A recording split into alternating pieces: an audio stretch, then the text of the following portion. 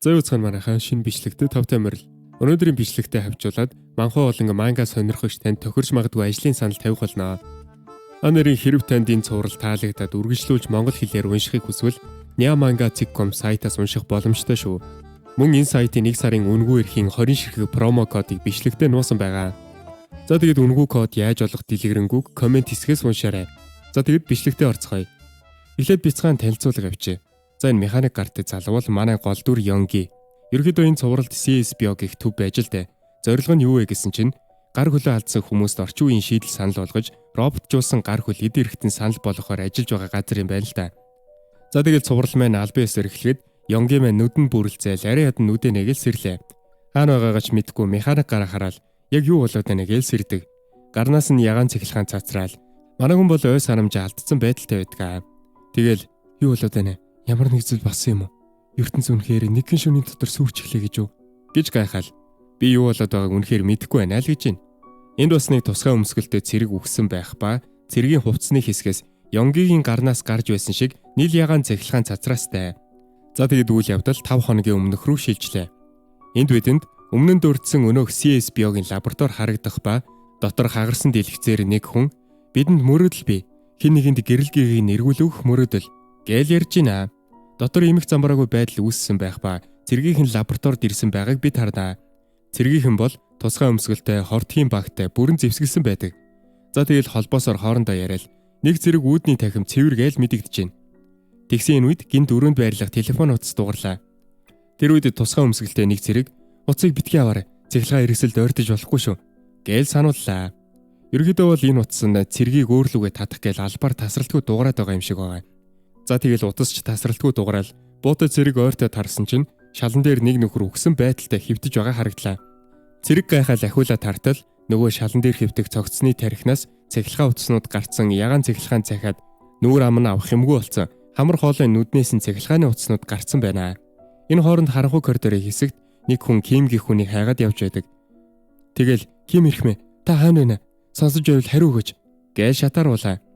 Ерөнхийдөө CSBO-гийн лабораторид ямар нэгэн зүйл босноос болоод яаралтай нүүлгэн шилжүүлж зарсан юм байна л да. Тэгээд цэргүүд энэ Ким гихчийг авах гэж ирсэн юм шиг байгаа. За тэгэл мань хүн Кимийг хайж байтал хачин чимээ гарлаа. Гайхал чимээ гарсан зөв рүү хартал харангуйгаас нэг хүн би мэдэж байна гээл алхаад ирж байна. Манай хүн гайхал юу гинэ гэсэн чинь нөгөөх нь би хамгаалалтынхныг дуудчихсан юм. Эндээс хол зүхт гээл алхаа гიშгэн нэг л эвгүй шүү. За тэгсэн тэр Ким гээд байгаа нөхрийн царай ил болоход эндээс яв. Би аль хэдийн оройтчихсан гэх үгийг хэлдэг. Манай хүн юу яриад байгаа юм бэ гээл гэрлээ тусгаал харлаа. Тэгсэн нөгөөх нь улам ойртол гэрэл гараад ирсэн зомби шиг царайтай болцсон биеийнхэн зарим хэсэг робот шиг болчихжээ. За тэгэл хачаа аимшигтай царайтай юм эндээс зүхт гээл хэлжээдэг шүү. За тэгэл Ким робот гараа далайгаал дайрахад манай хүн амжиж аварын товчийг дардагч гидсэндээ сүлбэлждэг. За ингэснээр заалаар нэг дохиод угарч өөр газар байгаа цэргүүд бүгд ямар нэгэн зүйл болсныг мэдлээ. Тэгсэн тэдний дундах нэг хими хамгаалт хувцсан өмсөн нөхөр энийг цоошлох төвчлөрийг дарчихсан байна. Наана вирус алдагдчихлаа. Наана вирус ямар вирус байдаг юм? Цахилгаан гүдлээр дамжиж тархдаг вирус. Наана вирус хүмүүстэй уусаж нэгдхийг хүсдэг. Легендэ. За тэгсэн шалан дээр цус тусаал тусламж гуйсаар нөгөө хонгилд цээжээс сүлбүсэн нөхөр гараад ирлээ. Харуулууд чимээг нь сонсоод яарад очлаа. Нэг нь шархсан нөхрийг сугадж аваад алхаж чадах нь гэсэн нөгөөх нь наана вирус алдагдсан гэж хэлж байна. Тэгснээл миний бие нэг л биш байна гэсэн нөгөө хамгаалтын хувцастай нөхөр наана вирус өөрчлөгдсөн. Цахилгаанаар ажилдаг ямар ч зүйл аюултай болсон гэдгийг хэлдэг. Тэгэл нөгөө шархацсан нөхрийн шархыг харснаа шок. Нөгөө шархацсан нөхрийн нүүрний арис унжаад эхэлжээ. Бас хөвлөндөө авсан шархан том нүх болсон. Цахилгаан цахиад биеэр нь кабель уснууд тархаад эхэлсэн байдаг. За тэгсэн нөгөө шархацсан нөхөр чинь зомби шиг уснаа шууд хувирдсан байгааз тээ. Тэгэл нэг нөхрийн толгойг шууд тасалжлаа. Нуруунаас нь бараг мотор шиг том төмөр хэсэг цугуугаал цэргүүдч буудлаа нэмэр байдгүй. Нөгөөх нь шууд ийш тийшээ үсэрснээ нэг цэргийг дундуур зүсчдэг шүү. Бас нэг цэргийн бууны үзүрийг тасалчна. Тэгснээ биеийг нь дундуур нь хуваачдаг. Нэг цэрэг ухраад гэлгүйсэн араас нь сүлбчиж байгаа. Тэгснээ нөгөө халдвар авсан нөхөр чинь амандаа эндээс зүхт гээл хэлж идэг. Бас хагас дутуу ухаан байгаад байх шүү гаамаа. За тэгэл үзэгдэл солигдлоо. Манай гол дүр Йонги маань цочоос ирлээ. Тэгснээ толгоогоо бариал. Дахиад нөгөө зүудв. Би үнэхээр залхаж байна гээл санаалтлаа. Тэгэл угаалгаа өөрөө ороод толинд өөрийгөө харлаа. Механик болсон гараа харж байтал гаднаас аав нь "Йонги, хурдлаарай. Өнөөдөр сэргийн засах эмчилгээний дараа эмчтэй уулзсан шүү" гэж сануулж гин. За тэгэл Йонги дуртай дургу "Хойлголоо доо" гэж зөрүү залхлаа. За улмаар манай хоёр CSB-од ирлээ. CSB нь энгийн хүнийг давсан механик эрхтнүүдийг бүтээнэлгэндээ өрөөнд эмч Йонгитэй уулзах ба манай хүнийг "Чи ирээдүйдээ хөл бөмбөгийг хаалгаж болох байсан юм. Осолд орж шинэ гартай болсон ч чамд боломж байсаар л байна" гээл. Тэгснээр Йонгигоос осол болох үед юу болсон талаар асуулаа. Энэ үед Йонгиж "Хүннээ хэлжүүл та итгэхгүй л дээ" гэсэн ч эцэст нь хэллээ. Осол болох үед тэр ачааны машин над руу хүн шиг инээж байсан гэсэн эмч Йонгиг сонсол нэг итгэж адал хариулсангүй. "Тэгэхэр нь Йонги таныг итгэхгүй байхаа гэж мэдсэн юм а" гээл гараад явлаа. За тэгэд гараад явж байхад аав нь "Эмч юу гэж байна" гээл асуусан Йонги маань "Өнөөхөл ярьдаг зүйлсээ л ярьлаа" гэж хэлж байна. За тэгсэн гинт Йонгигийн урд автослын үе шиг нэг том машин гараад ирлээ. Йонгиг гайхал харсан нөгөөх нь нээрэл инээс нь царай гаргаж идэг шүү. Манай хүн бүр шоконд ороод таг гацчлаа. Тэгсэн аав нь "Йонги чи зүгээр үү Йонги" гэж дуудаад ухаан оруултал нөгөө хүн зүгээр л автобус байж л дээ. Ер нь бол Йонги маань автобуслоос болоод травматай болсон байдаг. За тэгсэн энэ үед Йонгиг автобусны буудал дээр зогсож байхыг цонхоор эмч харж байх ба "Надад тэр таалагдж байна. Насан ч яг тохирч байна.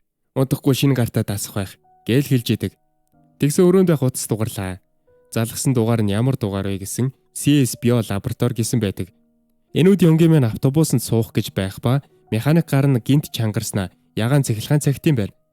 Яг энэ үедээ зэрэгцээд 24 цагийн дэлгүүрт гинт богино долгионы зууган цахилгаан цагснаа хувьсаад дэлгүүрийг оронгоор нь эргүүлчихнэ. За тэгэл мангар том процессор P9 шидийн юмнаас бүрдсэн робот дэлгүүрт орж ирсэн механик чинь толгойг сүлбэд алчтээ. Шуурхай мэдээгээр бол цахилгаан хэрэгслийн доголдлоос үүдэлтэй өвхлийн аюултай ослын тоо огцон мөслөө гээл зарлаж байдаг ба цахилгаан шонгууд бүхэлдээ Йонгигийн гар шиг ягаан цацрагаар бүрхэгдэж байт юм аа. Ерөнхийдөө бол энэ хэрэгүүдэд CSBO лаборатори холбоотой гэдгийг илэрч байгаа юм байна л та. Цахилгаан төхөөрөмжөд хувьсаж хүмүүсийг өөртөө шингээгээд олноор нь хядж байдаг. Сургууль дээр Йонги маань хөл бөмбөгийн клубын ихнийг үзээд сууж явах ба хүмүүс Йонгиг хараад хоорондоо шивнэлдээстэй. Тэгсэн багийн нэг гишүүний өшгөлсөн бөмбөг хаалганд ойгоод Йонгигийн толгойг цогчтیں۔ Тэгсэн багийнхан "Хөөе, тэр Йонги биш үү" гээл таньсан ч манай хүн тоолгүй алхаад яваад өглөө. Нөгөө хэд нь хойноос нь харж үлдэхтэй "Тэр найзыгаа алдах хэмжээний осолд орчихсон болохоор одоо сэтгэл зүйн хувьд идэж амжаагүй байх" гээл ярилцлаа. Энэ үед Йонгиг нэг байктай хүн ажиглаж байдгаа. Үүний дараа Йонги ангид сууж байтал коридорт хідэн нөхдүүд Йонгигийн талаар ховж бадж гинэ. Йонгиг осолд орох үедээ ханьёолыг авралгүй өхүүлээд хайсаа л гэж байна. Бүр гэрч байгаа ч шиг. За тэгэл Йонги маань гараал очлоо. Тэгсэн нөгөө хов бадж байсан нөхдүүд Йонгигоос айгаад "Минсүү бид нар тэгж хэлсэн юм а" гээл чичрээстэй. Тэгсэн нөгөө Минсүү гихч нь гарч ирснэ. "Чиний үндсэн тоглогчийн байрыг ханьюул авах гээд байсан болохоор чи түүнийг үхүүлсэн биз дээ. Тэрнийг үхдэг өдөр чи яагаад дуудсан? Энд төр гээл олон юм ярьж байна." Тэгсэн Йонги маань "Чам шиг насаараа сэлгээ байсан нөхөр юугаа мэдгэвтэй" гээл зөрөө талхлаа. Тэгсэн нөгөөх нь Йонгиг "Халуурчин" гэж дуудахаар нь манай хүн уурлал цамцны захаас нь механик гараараа бариад авлаа. За тэгэл нөгөөх нь үг шидэл. Тэгсэн Йонгигийн гар гинт ягаан цахилгаанд бүрхэгдснээ нилээ өвдөлт өглөө. Тэгсэн нөгөөх нь "Гар чинь ийм болчихсныг харахад чиж дахиж хүн алж чадахгүй болтой" гэж хэлж дуусаагүй байтал Йонги дайлжитлан цохиод авлаа. Яасан бэ гэсэн мань хүн гараа сугалж аваад цогцсон байдаг ба тоохчгүй гараа буцааж залгачаад олон хүний нүдэн дээр үгч хэлэлгүй яваад өглөө. Оройн манай хүн гадуур алхаж аваад дахиад нөгөө ослын травма нүдэнд нь харагдаал найз нь "Йонги туслаарай" гэд гараа сунгаж өөдөөс нь мөлхөж байхад араас нь амар инээсэн царай харагдаж байсан үе нь харагдаал цочлоо. Тэгсэн энэ бүхэн дахиад зүуд байж. Тэгэл Йонги гал тогооны өрөө орж хөргөчнөө савтай ус авахтай зэрэгцээд гар нь дахиад тог хаяад усаа алдаад унагчлаа. Тонгоо бол унагсан усаа байрсан дахиад тог хаяад ууранда хаг бацчнаа. Тэгснэ ууранда хөргөчний хаалгаа хусаад авдаг. За тэгэл манай хүн сэтгэлээр унаал "Хараалт. Бүгд танилоос" гээл толгоогоо дараалсуулаа. Энэ үед харанхуй газар юу нь мэдэгдэхгүй дөрвөлжин зүйлийн өмнө нэг хүн өвдгөө тэврээд сууж байна. Тэгсэн нөгөө дөрвөлжин зүйлээс гинт нүд нээгдэж гарч ирснэ. Нөгөө хүүгийн араас цахилгаан цацруулаад яах гээд байгаа бүү мэдээ. Яг энэ үедээ зэрэгцээд Йонгигийн гэрт байсан холигч ягаан цахилгаан хайснаа хоёр тийс салаад төмөр хэсэг нь Йонгид нь алдчихлаа. Тэгснэ талх шаргч хүртэл тог хайснаа Йонги рүү ирээд нь алдчихна. Манай хүн бүр шок. Тэгээд салгах гэсэн нөгөөдөл нь салдаг бай. За тэгж байтал өөр өрөөнөөс хачин чимээ гараад манай хүн "Хав, та зүгээр үү?" гээл очтол аавын шалан дээр үхцэг хөвтжийдэг ба цаана нь сэнсэн толгойтой хүн дүрстэй зүйл зогсож байдیں۔ Мэдээж Йонги бол харсан зүйлдээ итгэхгүй. Энэ бол зүуд сэрэх хэрэгтэй гэд байж байтал нөгөө сэнсэн толгойд чинь Йонгигийн бие дээр наалтсан зүйлсийг өөрлөгөө татаад бие дээр нааш тийм да. За тэгээд сэнсэн толгойн бие бол янз янзын цэглэхэн төхөөрөмжүүдээс бүрдсэн том бие болсон байдаг. Тэгсэн яг энэ үед Йонгигийн гар гинэт ягаан цэглэхэнаар тог хаяснаа тал тийш тэлчин. За тэгээд юу болсон юм бөө мэд. Үүний дараа Йонги маань цагдаагийн хилтэс дээр ухаангүй биеэс нь тог хаясан байдалтай ирдэм байна. Тэгснэ ухаалтад унчин. За үүний дараа өнөөх цагдаа Йонгиг дээд албан тушаалтанд харуулж явах үед мэдээгээр Чунгийн судалгааны цогцлбор өмнө нь ямар нэг осол гараагүй гэж мэдээлж байсан ч засгийн газар тус цогцлборын эргэн тойронд олон тооны цэргүүд байрлууллаа.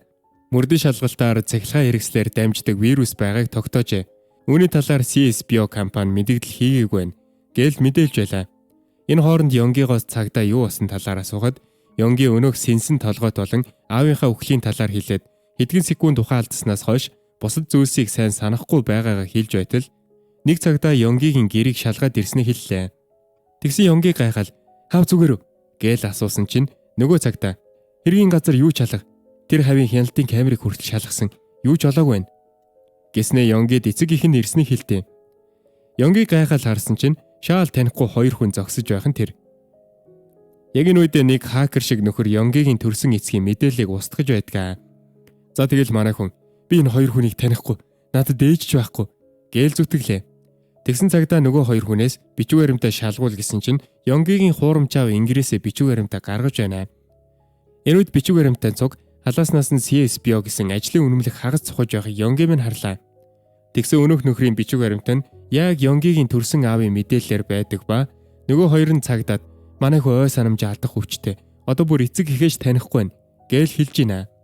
Энэ үед Йонги нэг л зүйл буруу болоод байгааг гадарлаад ариун цэврийн өрөө орчгоод ирье гэж хэлэнгүүтээ ариун цэврийн өрөөний цонхыг хаглаа зүгтдээ. Тэгсэн нөгөө танихгүй хоёр нь хойноос нь хар хурдаараа хөөснөө нэг нь машин жолоодод Йонгиг урдуур оруулахад нөгөөх нь манай хүний араас нь тохойдод унгаачдаг. Тэгснэ буу тулгаад "Хүмээргүй байл битгий хөдөл" гээл хэллээ. Тэгсэн нөгөө эрэгтэй нэрснээ "Чиний гар бидэнд хэрэгтэй байна алгиндээ." Энэ үед Йонги урлал "Намайг ухаангүй байхад зүйлгчээд одоо амаар байгаа юм уу? Тэгвэл энэ робот хоог аваач" гээл хэлсэн нөгөөх нь "Наадгаар чиний биетэй холбоотой чигээрээ байхтаа л хэрэгтэй байна" гэж хэлдэв. За энэ үед шуурхай мэдээгээр цэргийн онц байдал зарлагдлаа бүх цэглэгээ хэрэгслээс хол байхыг зөвлөж байна гэл мэдээлж байтал шууд эфирийн үеэр цэглэгээ эд хувьсаад мэдээллэгчийг алждгаа. За тэгэл хот даяар машин тэрэг мөргөлдөөл цэглэгээ шон дэлбэрэл энгийн сайхан байсан хот тэр чигтээ ягаан цэглэхэнд бүрхэгдээ сүрэл эхэллээ. Энэ үед газар даруулцаг хэвтэж байсан Йонгигийн механик гар нь ягаан цэглэханаар идэвчээд голоор хуваагдаж дээрээ цэглэхэн бөөгнүүлж байгаад урдаа байгаа машин руу цэглэхэн шилжүүлсэн чинь нөгөө машинаар цэглэхэн тархаснаа шууд амьд бийт болоод хувираад эхэлдэг. За ингэж үзэгдэл солигдоход CSBO-гийн лаборатори руу цэргийнхний агаарыг хөлөг ирж байгааг бид харнаа. За тэгээд лабораторид ирсэн цэргүүд хоорондоо ярилцж байна. Цэргүүдийнх нь доод давхрал очихоос өмнө үхсэн, амьд үлдгэсэд ухарсан, мөн тесрэх байдас нөлөө үзүүлэхгүй анаалгиндээ. За үүгээр зогсохгүй ам үргэцсэн цэргүүд эргэж амлаад бусад амьд үлдэгчид рүүгээ дайрсан л гин. Энэ хооронд CSBO-гийнхний барьсан гаднах майхнуудыг бид харах ба Ахмад майхан руу хүчээр ороод өнөөх удирдаад байгаа нүдний шилтэй нөхрийг заамдж аваад "Тэр лабораторид юу болоод байгааг хэлээд вирус цэглэгээ хэрэгсэлд нөлөөлж хүмүүс халдварлаж байгааг яагаад хэлээгүй юм бэ? Яг одоо учрыг нь хэлэхгүй бол би цэргүүдээ аваад эндээс явлаа" гэж сүрдүүллээ. Тэгсэн нөгөөх нь "Тэгчгүүл бид вирусыг удирдах чадахгүй болчих нь гинэ. Тэгэхээр Ахмад тэгвэл энэ газрыг бөмбөгдөж устгалаа" гэж сүрдүүлтэл тэгсэн нөгөө эмч чинь лабораторид байгаа зүйл нано вируст бүрэн идэгдсэн эмнэлгийн туршилтад оролцогч байгаа юм. Бид гэмтсэн биеийг роботтой хэрхэн нэгтгэхийг туршиж байсан юм а л гэлээ.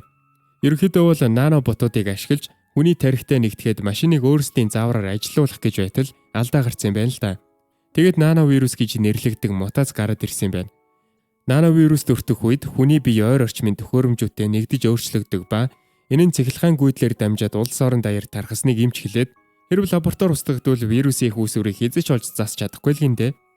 За тэгэл хамгийн сайн арга бол халдвар авсан хүмүүсийг амьдаар нь барих, чадахгүй бол гадагш гарахаас өмнө алах гэдгийг эмч хэлээд вируст гаж нөлөө үзүүлсэн туршилтад оролцогчдыг илрүүлсэн гэдгийг хэлээд лабораторийг одоохондоо устгаж болохгүй хэлдэв.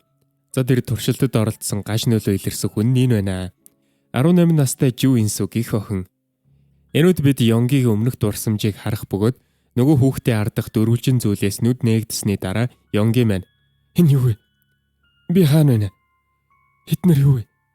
Үгүй" гээл бодож байх ба өнөөх сэнсэн толгойд руу гарын алгаа чиглүүлсэн чинь гар нь тал тийш тэлснээ цахилгаан гүйдэл хуримтлуулаад сэнсэн толгойд руу буудаж устгасан байсныг бид мэднэ. За тэгэл Ёнги тэр явдлын дараа сэрдэг ба толгой нэргэж ганхаал нүдний ирээлжлээл "Би харж чадахгүй байна. Тусламж хэрэгтэй байна" гээл гэрээсээ гараад алхаж байтал нэг хүн гудамжинд зогсож байдаг ба Ёнги тусламж гуйж байтал нөгөө хүний нэг гар нь цахилгаан гүйдлийн тог хаяснаа мултраад газар унчтیں۔ Энүүд Ёнги гайхаад харсан нөгөөх нь аль хэдийн вирусээр халдварлаж за тэгэл эргэн тойронд нэг хэдэн хүн халдварлсан байдаг ба Ёнги тэр газараас зугтаж байтал нэг машин манай хүнийг дайрах нь холгүй ирж идэв. Ёнги зог тусаад гацаал зогссон чинь нөгөө л ослын травма нь бодогдоод нөгөөх нь өөдөөс нь энийгэдж байгаа юм шиг харагданаа. За тэгэл яг дайруулдгийн даваан дээр нөгөө сургуулийн хашаанд Ёнгийг харж байсан мотоциклтэй хүн амжиж ирээд Ёнгийг аварнаа. Машин мотоциклийг дайраад цаа талын шонг мөргөд дэлбэрлээ.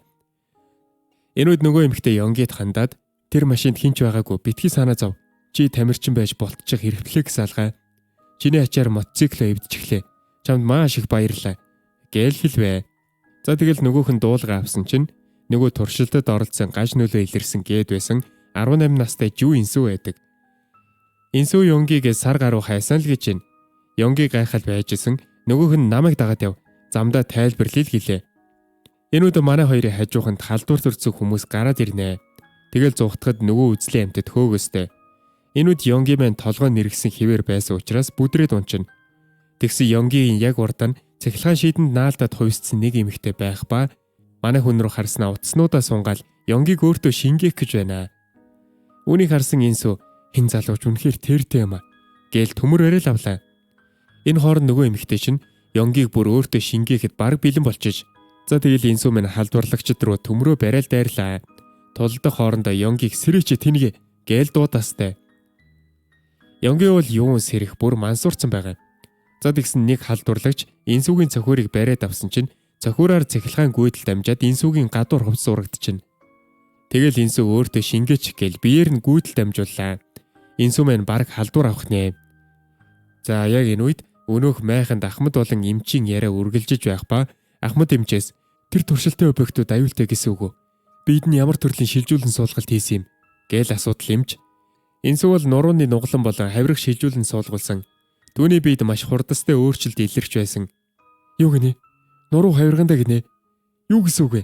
Механик зэвсэг биеэс нь гарч ирдэг юм уу?" "Сайн хэлж мэдэхгүй байна. Магадгүй үүнээс ч илүү байх. Түүний биеийн бусад хэсэгт ч бас вирус дамжсан байх өндөр магадaltaй" гээл ярилцаж байдгаа. Энүүд инсүү маань цахилгаан гүйдэл цохиулаад хизүүдж байснаа гинтнүүд нь ягаанаар гэрэлтээд нөгөө халдварлагчийн толгойг нэвт сүлбэчлээ. Тэгснээ юу нь мэдэгдэхгүй зүйлээр дахиад цээжинд нь хоёр сүлбэчдэг. За тэр нь юу вэ гэсэн инсүүгийн нуруунаас аалзны хөл шиг металл зэвсгүүд ургаад гарцсан байдаг. Тэгснээ л инсүү "Миний хамгийн дуртай цамц юм" гэж хэлэхэд бид түүнийг урдаас нь харах боломж олдноо. Манай хүн бас л амар болсон байж байна. За тэгэл Ёнгийг шингээх гээд байгаа нөгөө халдварлагч руу дайрлаа. Утаснуудын тастаал хэрчээл зүсэл ёстой яргална гэчиг хийдэм. Тэгсэн нөгөө халдварлагч чинь инсүүгийн толгойг тасдах гээд дайрахад манай хүн бултаал нүүрэнд нь өшгөснөө аалзны хөл шиг зэвсгээрээ толгойг нэвт сүлбэд алчиж байгаа. За тэгэл нөгөөх нь үхэл газар унлаа. Энүүд Ёнги маань суллагдахад манай хүний толгоогоор битүү цахилгаан гүйдэлгүйгээд нүд нь харалцсан байх юм. Бараг үхсэн юм гэмээр болчихжээ. За тэгсэн энэ үед бас л Ахмад эмч хоёрын яриа үргэлжилж байх ба Ахмад түүн шиг гаж нөлөө үзүүлсэн өөр хэдэн хүн байгааг асуухад эмч "Одоогоор энэ хоёрыг л мэдж байгаа. Гэхдээ өөр хэдж байж магадгүй" гэж хэллээ. Энүүд Ахмад дэлгэц рүү харснаа "Нөгөөх нь энэ мөн үү?" гээл асуусан чинь эмч "Тэрхүү их чухал үр гүйцэтгэх болно. Түүнийг олох нь бидний хамгийн ихний зорилго" гэсэн Ахмад. "Тэгэд энэ нөхөр яаж өөрчлөгдсөн юм бэ?" гээл асуусан эмч "Нановирусыг хэрэгэлдэг л гэж шүү. Бусад хүмүүс нановирусээр халдварлаж хүчтэй болдог бол Ёнги маань бүр нановирусыг өөрийг нь хэрэгэлдэг болж таарлаа. Тэгэл Ёнги руу эд зүйлс татагдаж наалтаад байсан юм байна л да. Удалгүй Ёнги ухаараад сэрлээ. Инсүү хажуугаас нь "Энд ингээд унтаа тавил хөлдөж үхэн шүү" гэж сануулад их хурдан тэхэрлээ шүү. Чамайг үхчлээ л гэж бодлоо. Нэг сар тасралтгүй хайсны үрд нь талаар болох нь л гэж айлаа. CSBO чиний араас хөөж байгаа байх. Гэхэд Ёнги гайхал Миний араас явж байгааг яаж мэдсэн юм бэ? Гэхэд Инсүү гүнзгий амьсгаа авч гинт Йонги руу эргэж харснаа. Мэдлгүй яхав дээ. Хаашаа харна эргэн тойронд CSB байна. Гээл хэллээ. Йонги бүр ойлгож ядаад байж исэн Инсүү. Энэ чиний юу хийж чаддагтай холбоотой. Чамайг CSB-гийн ажиглаж байгаа. Гэсэн Йонги маань бүр гайхчлаа. Энэ хооронд Имч Ахмад хоёрын яриа үргэлжиж байх ба Ахмад "Хой санамжаалтхаа" гэж асуухад Имч "Тийм ээ. Түүнд илэрч байгаа хачиргалтай гаж нөлөөний нэг. Тэр нановирусыг биедээс орох болгондоо унтаж, нарколепси шинж тэмдэг үзүүлдэг. Тэгээд сэрснийгээ дараа өөрт нь юу тохиолдсныг санахгүй. Яг л тархин шинжлэгдэж байгаа юм шиг. Заримдаа тэр өөрийг нь хариуцж ажилдаг манай ажилтнуудыг ч таньдгүй. Ахмад, юу гэсэн үг болохыг ойлгож байна уу? Йонги тогтворгүй байгаа гэсэн үг. Йонги ой санамжаа алдах үедээ нановирусын хяналтад ордог байж магадгүй. Өөрөөр хэлбэл вирус түүний биеийг бүхэлд нь удирддаг байж мэднэ. Одоо ойлгов уу? Хэтэрхий оройтгоос өмнө бид Йонги Инсүү хоёрыг олох хэрэгтэй байна. Өнөөдөр энд ярьсан зүйл бол нууц шүү. Гээл хэлэхэд Ахмад ойлгосон шинжтэй толгой дохиод байхнаас гарахтаа бид туршилтын объектуудыг олохын тулд чадах бүхнийг хийх болно. Тиймээс чийж гэсэн лабораторийг хяналтандаа байлгахыг хичээгээрэй. Чамд найдлаа шүү. Гэж хэлээд гараад явхад Имч хачин жоохтой инээснэ. Түрүүний гаргасан бүдүүлэг зандаа хүлцэл өчье. Бүгдээрээ наашир. Бид шин төлөвлөгөөгөө боловсруулна. Цахилгаан гүйдлэр дамждаг аимшигт вирус гэж хэлээд хоцорлаа. Энэ хооронд манай хоёр алхаж явхад Инсүү улс даяарх машинуудын солиорол CSB-гийн энэ аюулыг анханаас л мэдж байсан. Гэвч үннийг нууж судалгааг үргэлжлүүлсээр байсан юм. Тэгээд туршилтаа хийхийн тулд бие бэлдэр сайтай өсвөр насны хүүхдүүдийг сонгосон. Тэд хүүхдүүдийг нановирусыг хянж чадна гэж бодсон байх. Бид бол тэдний туршилтын үр дүн. Бид өөрсдөө мэдэхгүйч бие дотроо нановирусыг үржүүлж байгаа. Бид нар вирусыг тодорхой хэмжээнд хянж сурмагц биднээс нановирусыг буцааж авахар төлөвлөж байсан юм. Харин асуудал нь энэ нановирус тэдний төсөөлж байснаас хавьгүй хурдан тархсан явдал юм. Бараг мартах төхөж. Засгийн газар цэргийн онц байдал зарласан. Цэргийн онц байдал зарласанд гол нь биш. Цэргийн дэглэмэний юу ч зогсоож чадахгүй байгаад юм. Гээл хэллээ. Гудамжинд энд тэндгүй тог хаяж хүмүүс хувирж байх ба энэ үед Йонгигийн гарч бас гинт ягаан цахилгаан гүйдэл хайснаа идэвчтэй. Энэ үед Инсүү гайхалтай аимшигт ирээдүй тавтай морил.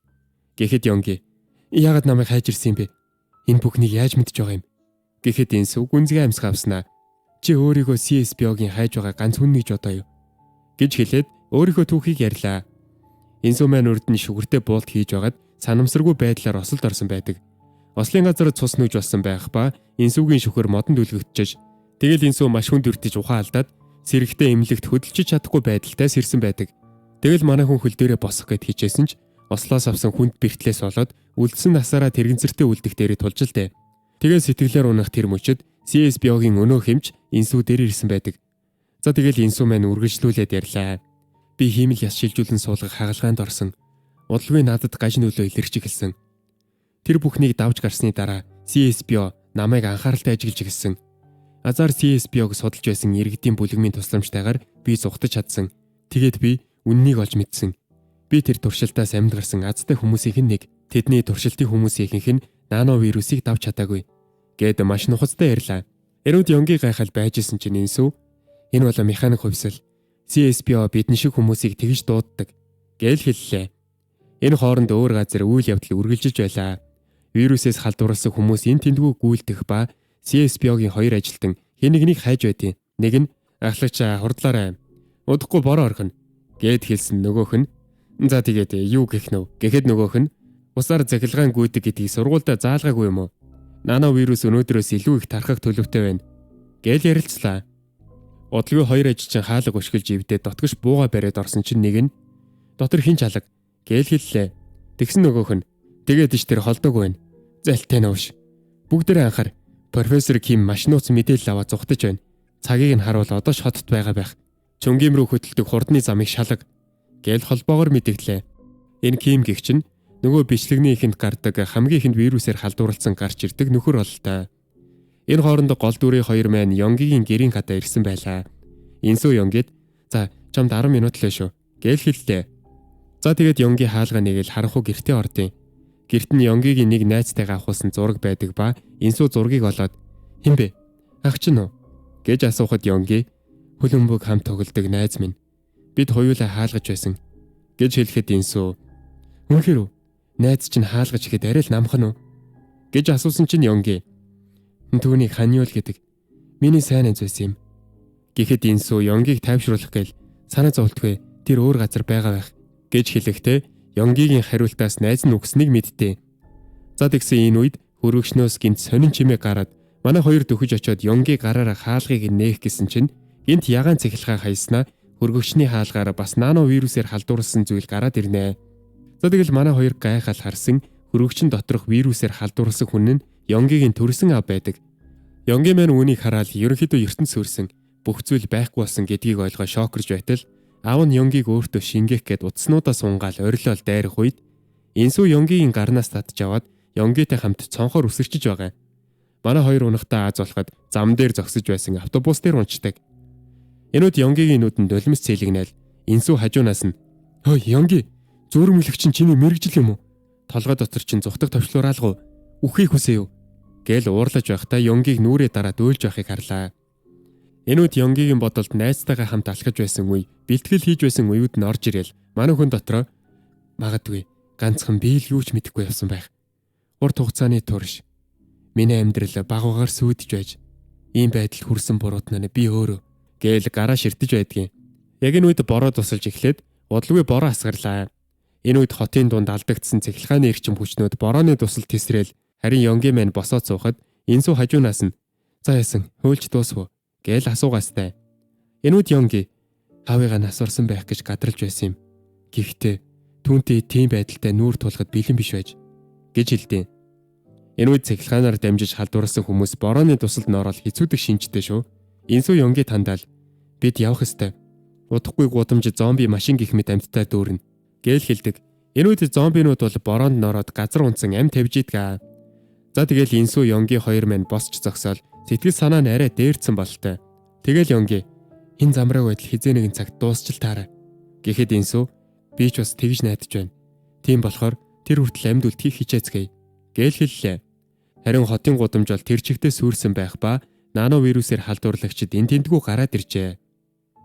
За тэгээ та хэд маань энэ цувралын дараагийн ангийг хүлээлгүйгээр шууд өөрсдөө монгол хэлээр уншчихмаар байвал Nyamangazik.com сайт руу ороод уншиж болно шүү. Нэрэн Nyamanга орчуулгын баг нь манга болон манхва сонирхож танд ажлын санал тавьж байгаа юм байна. Хэрв та манхва эдит хийх болон орчуулах бас хяналт хийж чадах бол Nyamanга орчуулгын багийн хамт олон таныг ажлын байранд урьж байна. Тий. Хамгийн чухал нь та яаж энэ багтай холбогдох вэ гэхээр дэлгэснээр харагдаж буй Facebook болон Instagram пэйж рүү чат бичээрэй. За тэгэд өдрийг сайхан өнгөрүүлээрэй. Баярлалаа.